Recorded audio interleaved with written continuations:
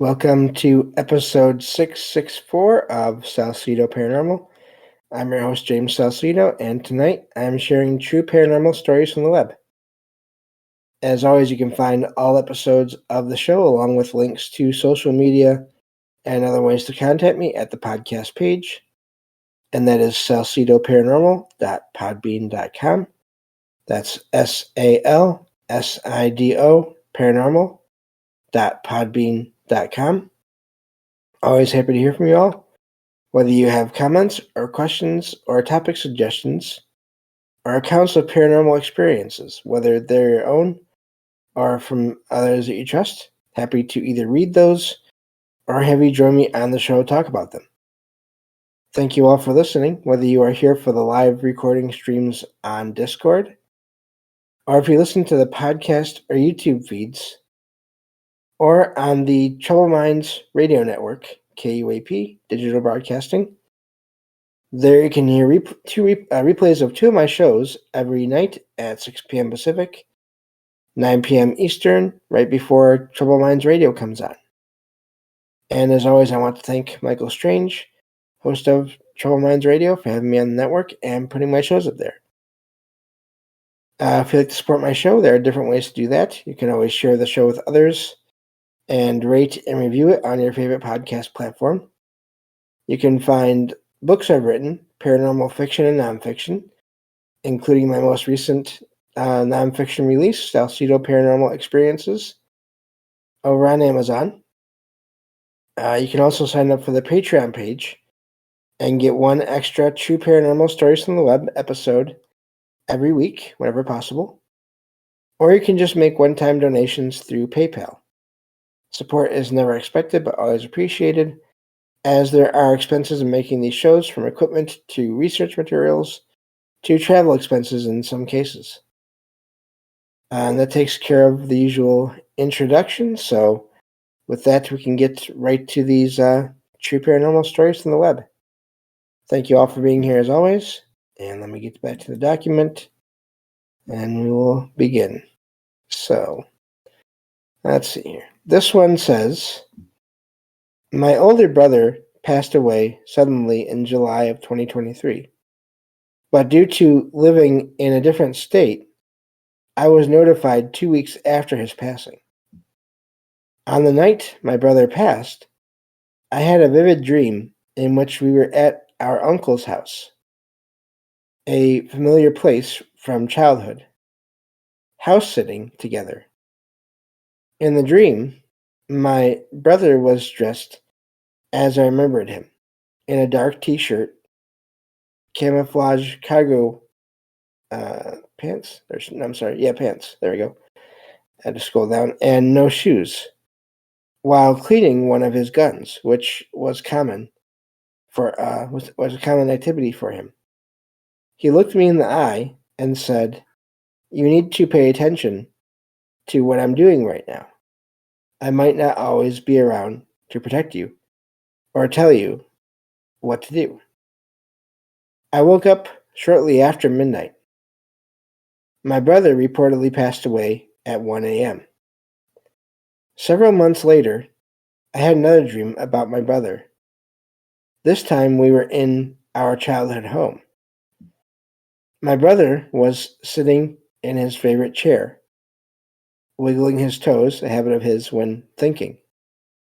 Our mom's cat, B, who had passed a few months earlier, was sitting in his lap. My brother was petting B in a way the cat usually didn't allow due to health issues. But in the dream, the cat allowed it. My brother smiled and said, "Tell Mom that me and B are good friends now, and that we're getting along just fine." In both dreams, it was just my brother and I, and the rooms were brightly lit with sunlight. In both instances, my brother was preoccupied with something before giving me a clear and direct message. My brother, protective and somewhat bossy in life, maintain this role in the dreams by offering advice and reassurance. Has anyone else experienced similar visitation dreams? How long do they last? Will my brother continue visiting me in dreams? And that's where that one ends. Really amazing there. Of course, there are countless experiences people have had over time. You can find similar stories all around online. You may have even had an experience like this or know someone that did. I have had a few. The other amazing thing about this account here, though, is that second dream. You didn't just have one. I mean, unfortunately, it's sad that they passed, but you didn't just have one connection. You had two. Yeah, this person had two. Basically, their brother and a cat that they knew, sort of coming to them in, I don't know, consciousness, spirit form, coming to them after they had passed. And that to me is really amazing. I feel like I don't hear a lot of accounts where it's more than one. I mean, granted, it is a cat.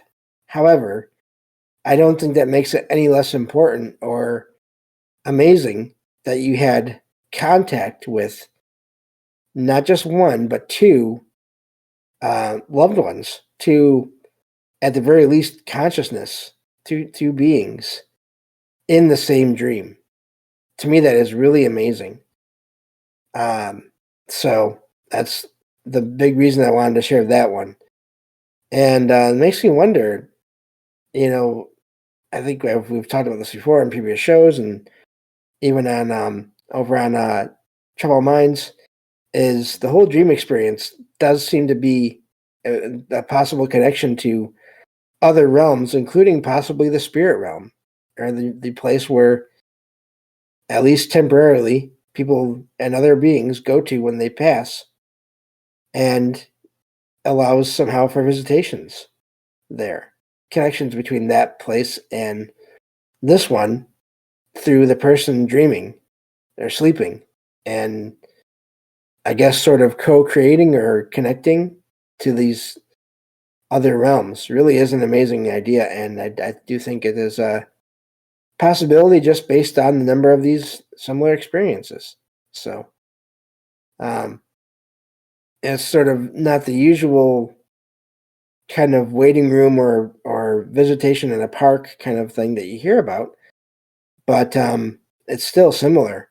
And I think another possibly important factor there, or detail there, in both of these dreams that this person had, is they mentioned that it seemed like it was the sun was out. It was really bright, and that makes me wonder: was it just the sun? Was it just sunlight, or was it something more than just sunlight? In those experiences, that was sort of also some kind of a message or some kind of a hint that it was more than just a dream experience. So I thought that was a neat one there, and so I had to share that. Moving on to the next one here. Let's see here. Okay. This one says, my cousin and I were on a second floor balcony chatting one night. We both heard a loud, raspy male voice scream or yell. The sound was directly between us, and we couldn't figure out any logical explanation for it. We exchanged surprised, wide-eyed glances and realized we both heard it. Years later, I asked my cousin if he remembered the incident. He confirmed it happened, exactly as I recalled, but did not want to discuss it further. Was this ghostly yell intended to spook us, possibly as a prank, or was it something else? Excuse me. That's where that one ends. And with that question, that's one of those cases, as usual, where I have no idea. I think both of those are possibilities. I do think there's probably a lot more that happens where it's not always meant for the people involved than you might think. Sort of like if you imagine just a busy, I don't know, busy city intersection, or just a busy, like, I don't know, mall, or a busy hallway, or whatever, busy place. And there's all this talking going on all around. And, but then every once in a while you'll pick out something because someone either shouts or yells or whatever, and you'll hear it really easily, despite everything else going on. And I think of sort of some of these paranormal experiences people have with hearing or seeing things, sort of like that, where somehow, whether it's because of the energy or the environment, just due to whatever factors in the place where they're at, and or the people themselves, where they're at mentally, or just due to any number of factors there, they pick up on things that are not meant for them, but they just happen to be close enough, especially like in this case where it was a sound that came right between two people. That's a fairly small space. So I can imagine it being someone just passing through, and just not even being aware or not even caring that they're passing between two people. Or it could always be residual too. It could always be a residual sound of a previous event or a future event. I don't think that's impossible. Playing out between them. And so yeah, I have no idea what they experienced, except that it does seem like at least they had confirmation from each other that they experienced the same thing. And I don't blame the cousin for not wanting to talk about it. I think everyone handles the paranormal in different ways. And I don't think we should ever sort of look down on anyone, or try to push anyone who really doesn't want to talk about these things to do so until they're ready. Um, just because, again, everyone is different and processes things different in different ways and over the course of different amounts of time. So, so yeah, I think that's important to make that note there about that. Um, so moving on to the next one here. Let's see. I have to find my spot again. Okay. This one says, my fiance and I recently bought our first house, and everything seemed normal at first. After officially closing and starting renovations, strange things started happening, especially when I was alone. 9 out of 10 times when I was alone, something unexplainable happened. Early during the renovations, all of the coat hangers in the guest room closet were found on the floor, despite no one entering that room. The first time I worked alone there, I heard voices from another room, and I had my own voice echo back from the hallway. Later that same night, I heard footsteps and more voices coming from the living room and attic uh, while in the guest room. After a brief period without noticeable activity, strange happenings started up again. One day I heard clapping sounds from the road while on the front porch. I constantly feel watched in the house, even when not alone. At first, I thought the strange events were limited to the hallway and guest room, but recent experiences suggest it's more widespread. We are about to move in fully, and I would appreciate any advice on how to calm the unsettling events, which seem to be intensifying. And that's where that one ends. Um, I'm not really, I don't like to give advice on things because I don't know anything for sure. Hopefully, it's, I don't know, hopefully it's just residual, but then there's that feeling of being watched. Um, so that sort of is separate from that or indicates it's not just residual. I wonder if there are, whether it's spirits or if it's some weird kind of a really intense time distortion where people in other times are somehow aware or hearing the person there that's writing this account and their fiance. And sometimes I wonder if people on different levels or time and points of reality, time and reality, end up scaring each other unintentionally, um, due to whatever their activities and things like that. And I would hope that's all it is, um, because otherwise, I don't know.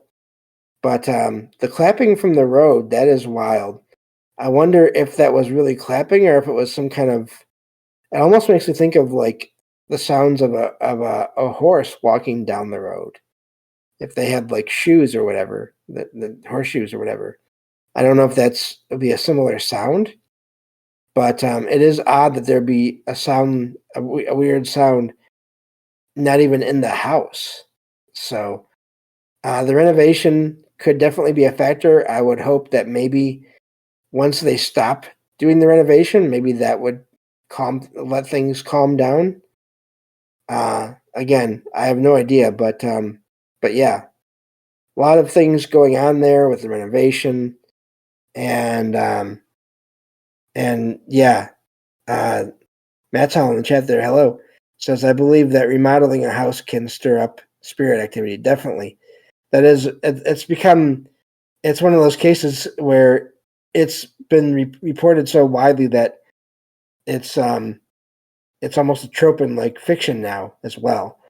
But it is that because it has been reported so much, and sometimes it can go any number of ways. You can either find that the activity does calm down after you've finished what you're doing, or it can increase, or it really.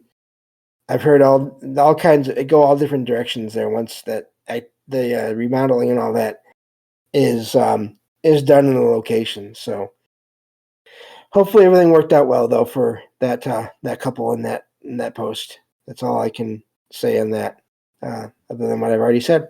So let's get at least one more in here before we stop um, for the episode. And let's see here. Okay. This one says, I live in a rural area being developed into a town with woodlands on one side and open land on the other. From my first night in the area, I felt like something was watching me when I was outside, sometimes subtly and sometimes intensely, especially at night. To feel more comfortable in my backyard, I would challenge this presence by walking further out, sometimes in areas without moonlight. Each time I ventured outside, I would state my intent out loud, saying I meant no disrespect, but didn't appreciate feeling scared. Over time, the threatening feeling faded, and the presence felt more curious than hostile. It began manifesting, during the day, not just at night. As this change happened, I started finding feathers on the ground, Initially 1 or 2 a day, then up to 10. Mostly blue jay feathers, but also others, including an owl feather that floated in front of me. Over several months, I collected a jar full of feathers, with my favorite being the owl feather, along with some raven and hawk feathers. Wow, that's a lot of different kinds. As the weather turned colder and bird activity decreased, I found less and less feathers. A few weeks ago, while walking my dogs, I felt the familiar presence again and smiled, now comfortable with it. I suddenly saw a figure step out from behind a tree across the yard, giving me goosebumps and a strong physical reaction. The figure was draped in furs and hide clothing, with bones and sticks tied to them, and it wore a skull with large antlers as a mask. The figure locked eyes with me, nodded, took a step, and disappeared. My more independent dog also acknowledged the figure, stepping closer, while the other dogs barked at something across the street. I am unsettled by the encounter, despite feeling a connection with the presence before. That's where that one ends. There is a whole lot to unpack in that one. I don't know if it's some kind of nature presence. Looking at the chat here, Matt Salas says feathers are a sign that the universe is trying to tell us something, like the divine is near.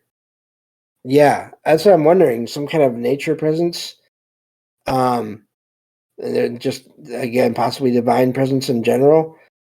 That is amazing. That at first you have a lot of things that some people could just say, "Well, you're imagining things. You're just freaking yourself out because of being in a new place that is mostly empty." I could see some people sort of more of a skeptical mindset, trying to write this off as being that. But then you have these feathers, which I have heard of as well. I've heard of people finding, or even seeing feathers. Again, like one of them that the person in this account saw, it sort of floated in front of them, like floated, I guess, down. I'm not sure, and they got it. That is amazing. That's a lot of feathers, like I said. But then to calm down, I wonder. I imagine it was sort of more frightening in a way to see something, but at the same time, I think maybe it's a good thing that they actually finally saw whatever presence was there, just to kind of confirm that they were really sensing something. And the description of it really does make it sound like someone or some being that is connected to to nature, to the world, and maybe even, I don't know, someone from the past, possibly. Uh, I'm not sure, but that's an amazing experience. But anyway, that's all the time we have for this episode. Thank you all for being here, and I'll talk to you all next time on Salsidoparanormal. Take care.